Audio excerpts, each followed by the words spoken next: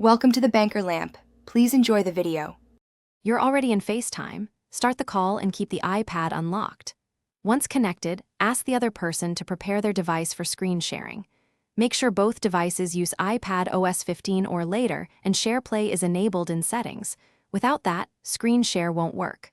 While you're talking, glance at the in-call controls. This is where SharePlay and screen permissions appear.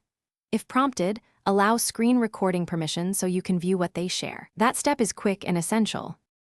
Once the caller taps SharePlay, watch for the share button in the FaceTime controls and accept their invite to view. You'll see a thumbnail of their screen. Tap it to expand. If they share media, playback controls sync so you can pause or scrub.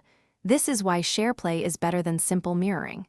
You can rotate the iPad or put FaceTime into picture-in-picture to keep the window visible while using other apps. Make sure Do Not Disturb won't block notifications that may ask for permission. To finish, tap Stop Share or simply end the FaceTime call. The other person's screen stops automatically. If the screen is black or frozen, first ask them to stop and restart their SharePlay. Once done, reconnect. If problems persist, toggle Wi-Fi off and on, restart FaceTime, or reboot the iPad. Network hiccups cause most issues. As a last step, update iPad OS and sign out and back into your Apple ID. That clears permission or session errors and restores reliable screen. Thanks for watching. If this was helpful, leave a like and consider subscribing. See you next time.